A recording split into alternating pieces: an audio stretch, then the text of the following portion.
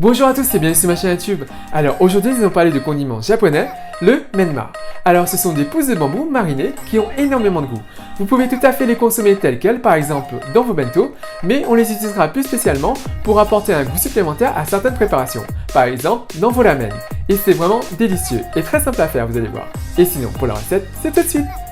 Pour cette recette, vous aurez besoin de 750 ml d'eau, 2 tasses de bambou, 1/4 de tasse de sauce de soja, 1/8 de tasse d'alcool de riz fort, type saké ou Shaoxing wine, 1/4 de tasse de sucre, une demi-tasse de méline, alcool de riz doux, et une poignée de flocons de bonite séchés.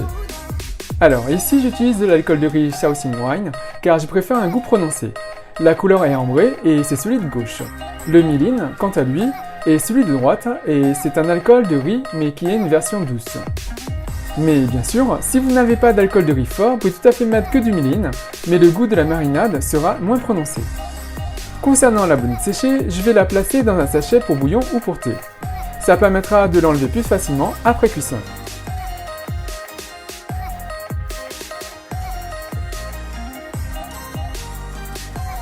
Voilà, comme ceci. On rabat la partie supérieure. Et voilà!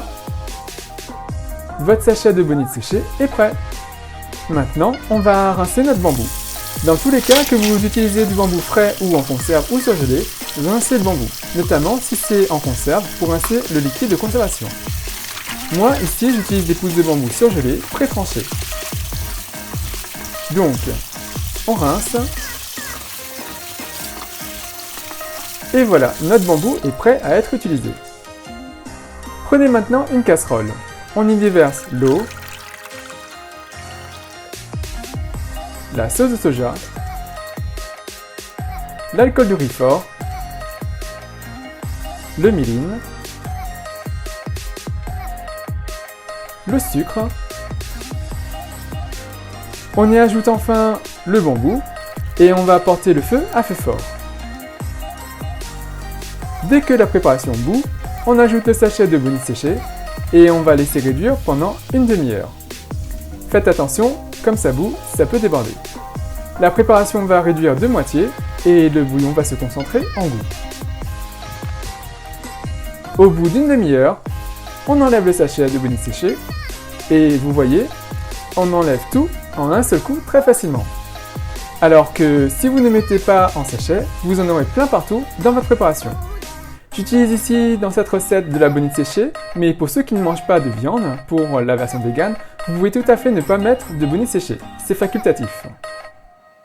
Maintenant, on déverse le tout dans un récipient qu'on va mettre par la suite au réfrigérateur pendant au moins 4 heures.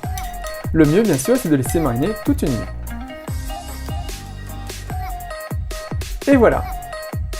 En l'état, le manma se conserve une semaine au maximum au réfrigérateur, donc n'en faites pas trop. C'est très pratique si vous préparez des bento car ça apporte un plus en termes de goût. Donc, on referme et ça part au réfrigérateur.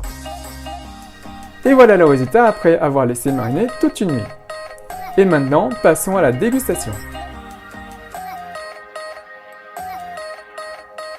Et maintenant, le petit test. C'est trop bon. C'est parfumé et sucré salé, c'est génial, top! Et il ne me reste plus qu'à vous souhaiter une bonne dégustation! Donc voilà, j'espère que cette recette vous a plu, elle est ultra simple à faire. Alors comme vous avez pu le constater ici, moi j'utilise des pousses de bambou pré-tranchées. Mais bien évidemment, si vous avez accès à des pousses de bambou entières fraîches, n'hésitez pas, c'est meilleur en goût. Et bien sûr, si vous avez la possibilité de réaliser cette recette, n'hésitez pas à me laisser un commentaire juste en dessous, à me dire ce que vous en pensez.